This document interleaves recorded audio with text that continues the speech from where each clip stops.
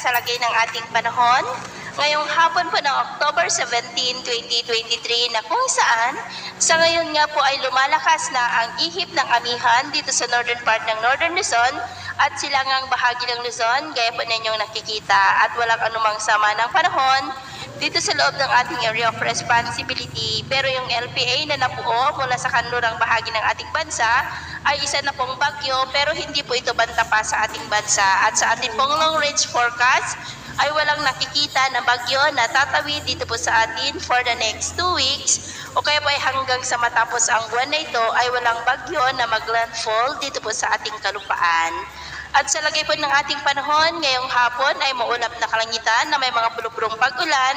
sa ilang bahagi po ng Cagayan Valley, Cordillera, ilang bahagi ng Ilocos Region, ilang bahagi ng Central Luzon, Calabarzon, Legazpi, Mimaropa, ilang bahagi ng Panay, northern part ng Negros, Bohol, ilang bahagi ng Cebu, Samar, at sa malaking bahagi po ng Mindanao. At mamayang gabi dahil sa frontal system ay posible pa rin po ma-isolated rain sa ilang bahagi ng Cagayan Valley at Cordillera. Kaya mag-ingat po tayo sa mga banta ng mga pagbaha at pagguho ng lupa. Sa atin naman po mga baybayin, may kataasan po ang mga alon dyan po sa mga isla ng extreme northern Luzon. Kaya iwasan muna natin ang papalaod dyan